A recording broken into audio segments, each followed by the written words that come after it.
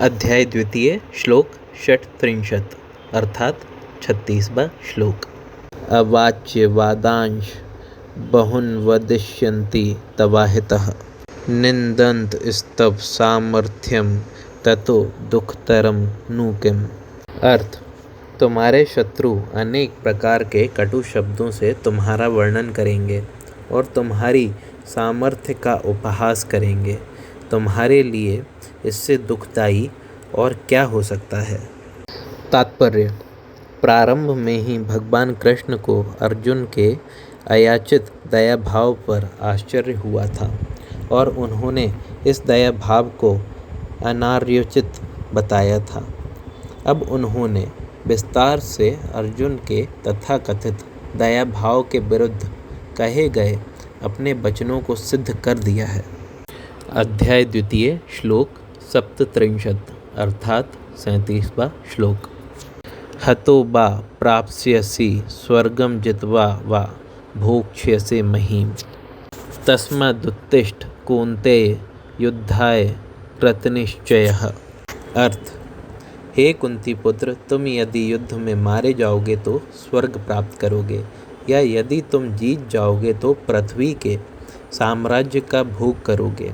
अतः दृढ़ संकल्प करके खड़े हो और युद्ध करो। तात्पर्य, यद्यपि अर्जुन के पक्ष में विजय निश्चित न थी, फिर भी उसे युद्ध करना था, क्योंकि यदि वह युद्ध में मारा भी गया तो वह स्वर्ग लोक को जाएगा।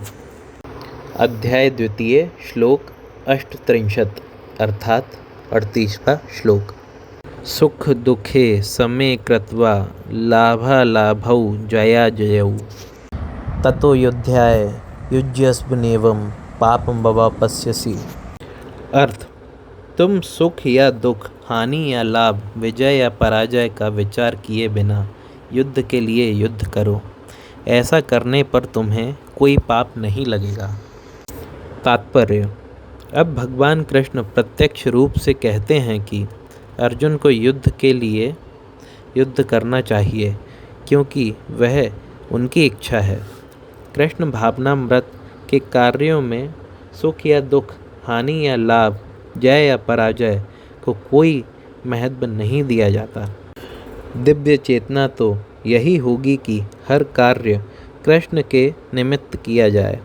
अतः भौतिक कार्यों का कोई बंधन नहीं होता। जो कोई सतोगुण या रजोगुण के अधीन होकर अपनी इंद्रिय तृप्ति के लिए कर्म करता है, उसे अच्छे या बुरे फल प्राप्त होते हैं।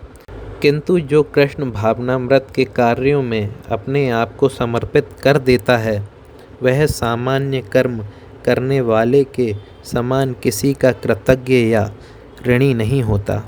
भागवत में कहा गया है, देवर्षि भूतात्मनृणां पितॄणां न किंकरो नायमृणी च राजन् सर्वात्मना यः शरणं शरण्यं गतो मुकुंदम परिहृत्य कर्तम्।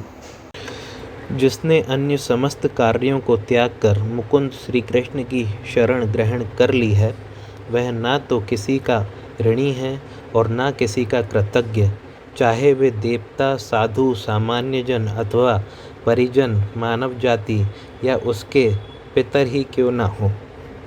इस श्लोक में कृष्ण ने अर्जुन को अप्रत्यक्ष रूप से इसी का संकेत किया है। इसकी व्याख्या अगले श्लोकों में और भी स्पष्टता से की जाएगी।